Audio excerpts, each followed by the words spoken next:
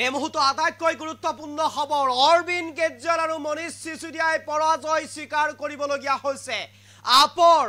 নেতা অৰবিন্দ কেজৰিৱালে ইতিমধ্যে পৰাজয় স্বীকাৰ কৰিছে নতুন দিল্লীৰ পৰা পাৰভেজ বৰ্মাই ইতিমধ্যে জয়লাভ কৰিবলৈ সক্ষম হৈছে বিজেপিৰ প্ৰাৰ্থী আনহাতে মনীষ সিসোদিয়াই 663টা ভোটৰ ব্যৱধানত পৰাজয় স্বীকাৰ কৰিছে অৰবিন্দ কেজৰিৱালে 1800 ভোটৰ ব্যৱধানত পৰাজয় স্বীকাৰ কৰিবলগীয়া হৈছে আপ নেতা অৰবিন্দ কেজৰিৱালে ইতিমধ্যে পৰাজয় স্বীকাৰ কৰিছে দিল্লী বিধানসভা নিৰ্বাচনত এই মুহূৰ্তৰ সবিশেষ আপোনালোকৰ বাবে লেটেষ্ট আপডেট লৈ আহিবৰ কাৰণে চেষ্টা কৰিছে এই মুহূৰ্তত গ্ৰাফিক্স প্লেট দেখুৱাৰ কাৰণে চেষ্টা কৰিম আপোনালোকক লেটেষ্ট আপডেট ইলেকশ্যন আৰু লেটেষ্ট আপডেট পৰাজয় হ'ল অৰবিন্দ কেজৰিৱাল পৰাজয় স্বীকাৰ কৰিবলগীয়া হ'ল অৰবিন্দ কেজৰিৱালে নতুন দিল্লী সমষ্টিত পৰাজয় বৰণ কৰিলে অৰবিন্দ কেজৰিৱালে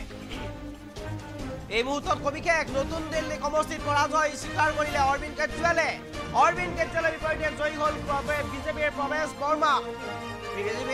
বৰ্মা ইতিমধ্যে জয় হৈছে কম ভোটৰ ব্যৱধানত 1800 ভোটৰ ব্যৱধানত পৰাজয় স্বীকাৰ কৰিলে অৰবিন্দ কেজৰিৱালে আৰু ইতিমধ্যে আমি এই খবৰ জনাবলৈ চেষ্টা কৰিছো আটাইতকৈ গুৰুত্বপূৰ্ণ খবৰ আনহাতে পৰাজয় স্বীকাৰ কৰিলে আপ নেতা মনীষ সিসোদিয়াই আটাইকেইগৰাকী আপৰ হেভিৱেট পাৰ্টি আটাইকেইগৰাকী আপৰ গুৰুত্বপূৰ্ণ পাৰ্টি আটাইকেইগৰাকী আপৰ একমাত্ৰ দৃষ্টি নিক্ষেপ কৰা প্ৰাৰ্থী আছিলে আটাইকেইগৰাকী ইতিমধ্যে পৰাজয় স্বীকাৰ কৰিছে 633টা ভোটত মনীষ সিসোদিয়াৰ পৰাজয়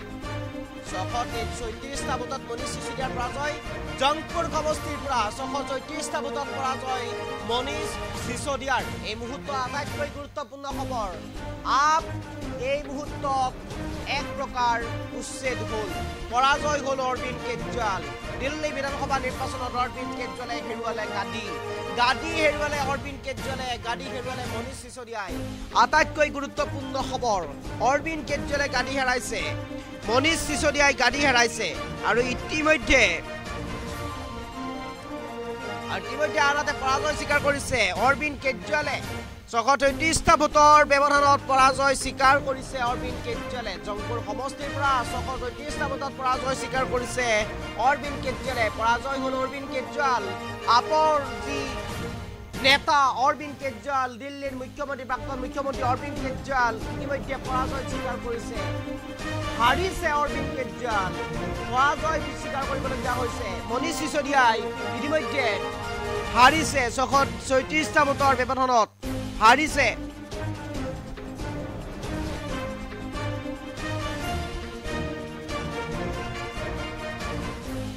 এই মুহূৰ্তত সবিশেষ লৈ পেলাই চেষ্টা কৰিছো ইতিমধ্যে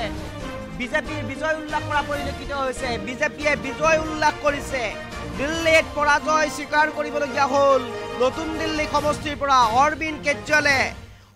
কেজৰিৱালে ইতিমধ্যে পৰাজয় স্বীকাৰ কৰিছে দিল্লীত মনীষ সিসোদিয়াই পৰাজয় স্বীকাৰ কৰিছে বিজয় উল্লাস কৰা পৰিলক্ষিত হৈছে এতিয়া বিজেপি কৰ্মীসকলে এক প্ৰকাৰ ক'ব লাগিব কেইবা বছৰ শাসন কৰাৰ পিছত গাদী হেৰুৱাবলগীয়া হ'ল অৰবিন্দ কেজৰিৱালে গাদী এৰিবলগীয়া হ'ল অৰবিন্দ কেজৰিৱালে এক প্ৰকাৰ তাৰ পিছতে আন্না হাজাৰে মন্তব্য কৰিছে আন্না হাজাৰে প্ৰতিক্ৰিয়া ব্যক্ত কৰিছে স্বভাৱ চৰিত্ৰত ভাল কৰিব লাগিব ৰাজনৈতিক নেতাসকলে যদিহে স্বভাৱ চৰিত্ৰৰ ওপৰত এক প্ৰকাৰ দাগ লাগে তেনেহ'লে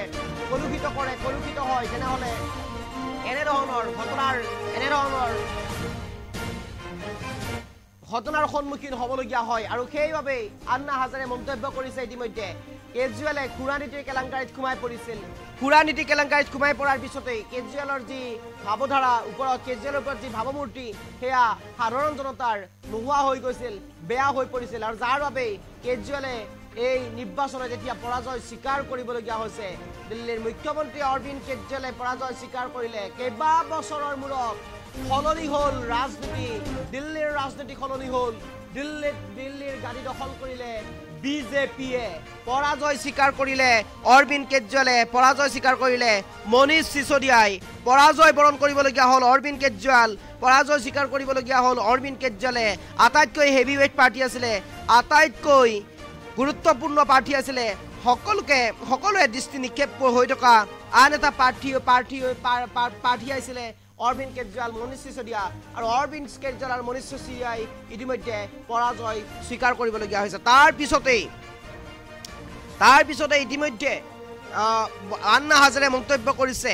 আন্না হাজাৰৰ মন্তব্য এই মুহূৰ্তত আছে আমি শুনাব বিচাৰিছো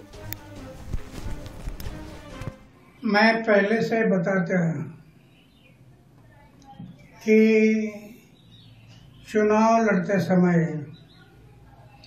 उम्मीदवार का आचार शुद्ध होना, विचार शुद्ध होना, जीवन निष्कलंक होना, जीवन में त्याग होना और अपमान पीने की शक्ति होना, ये गुण अगर उम्मीदवार में है तो मतदारों को विश्वास आता है कि ये हमारे लिए कुछ करने वाला है।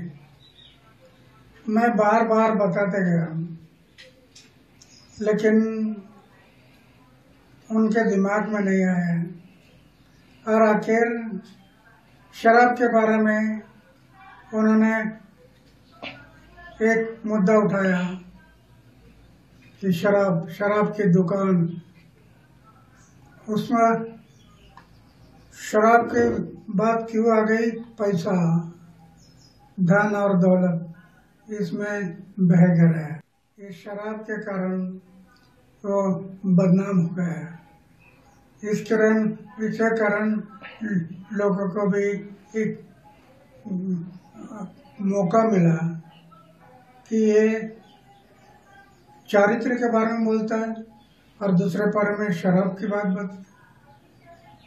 मैं पहले से बता रहा आचार को शुद्ध रखो, विचार को शुद्ध रखो, उनके दिमाग में नहीं रहा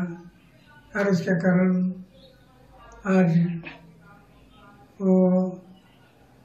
इलेक्शन में हार गए, कम वोटिंग हुई है। राजनीति में आरोप प्रत्यारोप होते रहते हैं, लेकिन जब आरोप होते हैं तो ये आरोप कैसे गलत है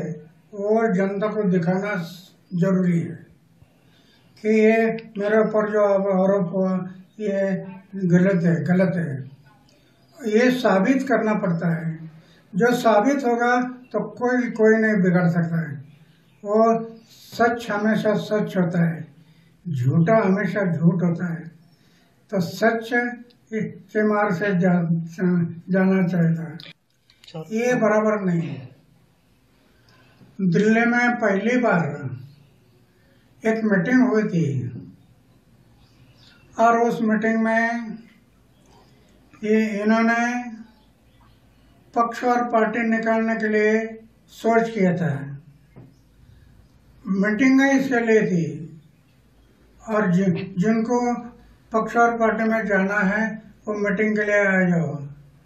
मैंने देखा, मैंने तय किया पक्ष और पार्टी में मैं नहीं जाऊंगा, किसी पक्ष और पार्टी में मैं नहीं जाऊंगा। और वो मीटिंग हो गई, मैं पक्ष और पार्टी से दूर रह गया। तब से आज तक दूर रहा। फिर वो पक्ष निकाले, पार्टी निकाला और पार्टी में चले। ये नया पार्टी था, लोगों ने विश्वास किया। आगे चलकर शराब के दुकान निकालना, शराब के बिक्री के दुकान बढ़ाना, पैसा सामने आ गया और उसमें से वो